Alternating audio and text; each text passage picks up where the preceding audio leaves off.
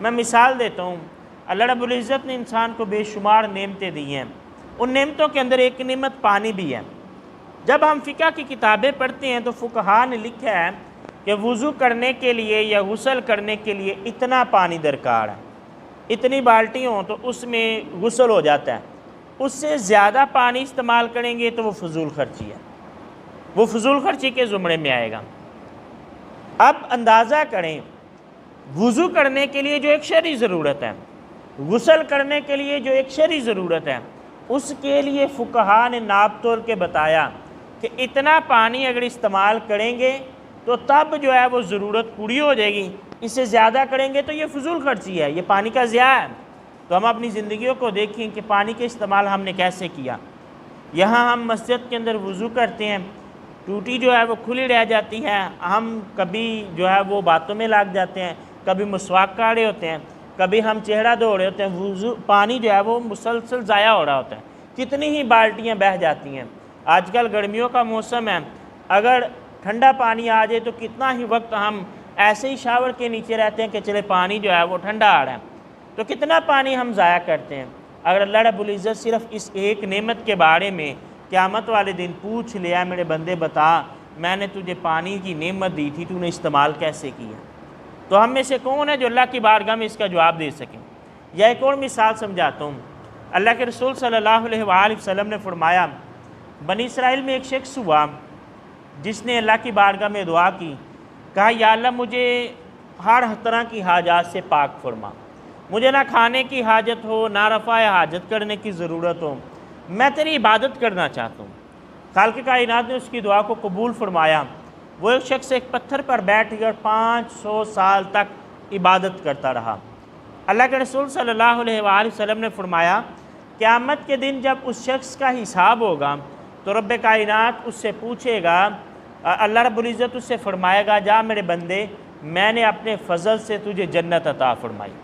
وہ بندہ عرض کرے گا، باری تعالیٰ میں نے 500 سال تک عبادت کی ہے، فضل نہیں مجھے عدل کے ساتھ جنت دے۔ رب کائنات پھر فرمائے گا، اے میرے فرشتے اس کو میرے فضل سے جنت میں لے جاؤ۔ وہ کہے گا نہیں یا اللہ عدل کے ساتھ۔ جب 3 دفعہ یہ بات ہوگی تو رب کائنات فرمائے گا، اس کے نامہ اعمال کو دوبارہ تولو۔ ایک طرف 500 سال کی نیکیاں، دوسری طرف رب کائنات اس کی ایک آنکھ کو رکھ دے گا۔ اب اس کی ایک آنکھ کا وزن 500 سال کی عبادت سے زیادہ ہو جائے گا۔ اب وہ عرض کرے گا نہیں یا اللہ مجھے اپنے فضل سے ہی جنت عطا فرما۔ تو اگر انسان اللہ کی نعمتوں کے مقابلے میں اپنی نیکیاں لانا چاہے تو نہیں لا سکتا۔ اللہ نے آنکھ دی ہے، ہم اللہ کی دی ہوئی آنکھ کا استعمال دیکھیں، کیا ہم نے اس نعمت کا شکر ادا کیا؟ یقیناً نہیں۔ اسی لیے تو بزرگ کہتے ہیں، عدل کریں تا تھر تھر کمبن اچیاں شانہ والے، عدل کریں تا تھر تھر کمبن اچیاں شانہ والے، فضل کریں تا بخشے جاسن میں ورگے منہ کالے، جے میں ویکھاں عملاں والے کچھ نہیں میرے پلے، جے میں ویکھاں رب دی رحمت والے بلے بلے بلے۔ تو یہ جو نیکیوں کا مل جانا ہے، فرمایا اولئک علی ھدی من ربہم، یہ اللہ کی طرف سے ہدایت تمہیں مل گئی ہے، اس میں انسان کا کوئی کمال نہیں۔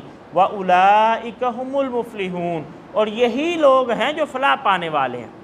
اب یہاں رب کائنات نے ایک جو نظریہ دیا کامیابی کا، ایک نظریہ ہمارا ہے، ہم نے سمجھا بہت زیادہ دولت مل جائے تو بندہ کامیاب ہے، بہت بڑی ڈگری مل جائے بندہ ڈاکٹر بن جائے، پی ایچ ڈی کر لے تو بندہ کامیاب ہے۔ رب کائنات نے فرمایا نہیں، فرمایا جسے تقویٰ مل جائے، جس کے اندر متقین جیسی صفات پیدا ہو جائیں، جو اللہ کی طرف سے ہدایت پر آ جائے، اولئک ھم المفلحون، یہ اصل کامیابی ہے کہ انسان جو ہے وہ جنت کے راستوں کی طرف چل پڑے۔ قرآن کا ایک انداز ہے، قرآن کا انداز یہ ہے کہ قرآن جب نیکوں کی بات کرتا ہے تو گناہ گاروں کا بھی ذکر کرتا ہے، جب ایمان والوں کا ذکر ہوتا ہے تو کافروں کا بھی ذکر ہوتا ہے۔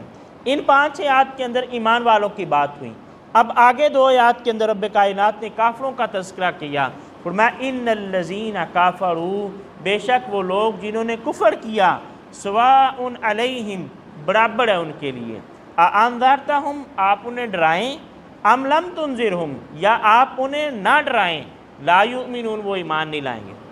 اب جب میں نے اس آیت کی سمجھنے کی کوشش کی تو اس کا وجہ کیا ہے؟ اللہ نے ایسا کیوں کہا کہ آپ ان کو ڈرائیں یا نہ ڈرائیں؟ حالانکہ ایک داعی کا تو کام ہی یہ ہے کہ وہ لوگوں کو اسلام کی دعوت دے۔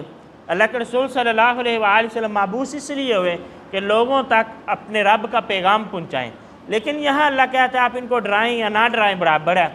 وجہ یہ تھی کہ آقا علیہ الصلوۃ والسلام اس بات پر حریص تھے کہ سارے لوگ مسلمان ہو جائیں۔ آپ کی یہ خواہش تھی یہ بھی مسلمان ہو جائے، یہ بھی مسلمان ہو جائے، یہ بھی مسلمان ہو جائے۔ آپ مسلسل ان کو تبلیغ کرتے تھے، لیکن وہ آقا علیہ الصلوۃ والسلام کی دعوت پر جب لبیک نہ کہتے تو اللہ کے رسول صلی اللہ علیہ وسلم پریشان ہو جایا کرتے۔ قرآن نے اس کا بھی ذکر کیا۔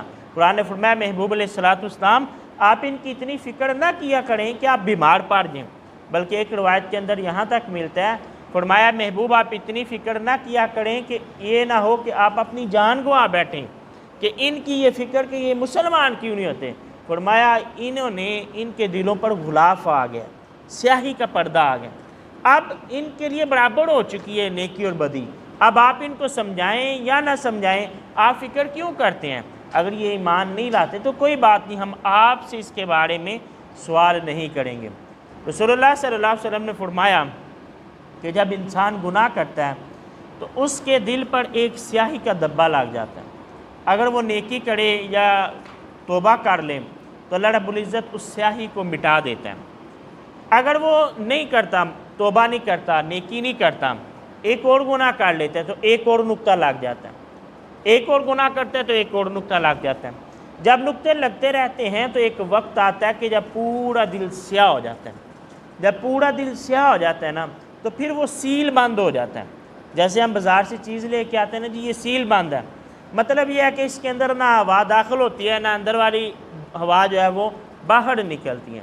جب انسان کا دل سیاہ ہو جاتا ہے تو باہر سے ہدایت اندر نہیں جاتی، اندر والی گمراہی باہر نہیں نکلتی۔ یہ عام کافروں کی بات نہیں ہو رہی، یہ وہ لوگ ہیں کہ جنہوں نے یہ تہیہ کر رکھا تھا کہ ہم کسی صورت بھی ایمان لائیں گے ہی نہیں۔ جب یہ کیفیت ہوئی تو پھر اللہ نے فرمایا سواء علیہم، اب ان کے لیے برابر ہو چکے، آپ ان کو سمجھائیں یا نہ سمجھائیں، یہ ایمان لانے والے نہیں ہیں۔ جیسے ابو لہب تھا، ابو جہل تھا، یہ وہ لوگ ہیں کہ جنہوں نے بڑی قریب سے اسلام کو دیکھا لیکن اس کے باوجود ماننے کے لیے تیار نہ ہوئے۔ جب انسان کی یہ کیفیت ہو جائے، دل سیاہ ہو جائیں، تو پھر اللہ نے فرمایا خاتم اللہ علی قلوبہم، اللہ نے ان کے دلوں پر جو ہے وہ مہر لگا دی ہے، وعلی سمعہم، اور ان کی سماعتوں پر بھی مہر ہے، وعلی ابصارہم غشاوہ، اور ان کی آنکھوں کے آگے پردہ ہے۔ یہاں اللہ رب العزت نے دل اور کانوں کے لیے لفظ مہر کا استعمال کیا، آنکھوں کے لیے پردے کا لفظ استعمال ہو۔ وجہ کیا ہے کہ آنکھوں کے آگے پردہ آ جائے تو وہ پار نہیں دیکھ سکتی، لیکن کان کے آگے اگر پردہ ہو تو وہ پار دیکھ سکتا ہے، سن سکتا ہے۔ اس لیے اللہ رب العزت نے فرمایا کہ ان کے دلوں پر اور کانوں پر مہر ہے، نہ ان کو سمجھ آتی ہے، نہ ان کی سماعتیں کام کرتی ہیں، اور ان کی آنکھوں کے آگے پردہ ہے، وہ دیکھتے نہیں ہیں۔ اب یہاں یہ مراد نہیں ہے کہ وہ اندھے ہو گئے ہیں یا ان کی سننے کی طاقت جو ہے وہ ختم ہو گئی ہے، بلکہ اس سے مراد یہ ہے کہ وہ ہدایت کو دیکھتے ہیں لیکن ہدایت کو قبول نہیں کرتے، ہدایت کو سنتے ہیں لیکن سمجھتے نہیں ہیں۔ ان کے بارے میں اللہ نے ایک جگہ پر فرمایا یہ تو بدترین جانور ہیں کہ جو ہدایت کو دیکھتے ہوئے بھی سمجھ نہیں پاتے۔ ایک جگہ پر فرمایا یہ مردے ہیں، یعنی اسلام نے جو زندگی اور موت کا تصور دیا وہ ہدایت کے ساتھ دیا۔ اگر ہدایت نصیب ہو جائے تو زندہ انسان، نہیں تو یہ دل جو ہے وہ مردوں کی طرح ہے۔ آگے اس کا بیان آئے گا۔ وَلَهُمْ عَذَابٌ عَظِيمٌ، اور ان لوگوں کے لیے رب کائنات نے بہت بڑا عذاب تیار کر رکھا ہے۔ وَمَا عَلَيْنَا إِلَّا الْبَلَاغُ الْمُبِينُ۔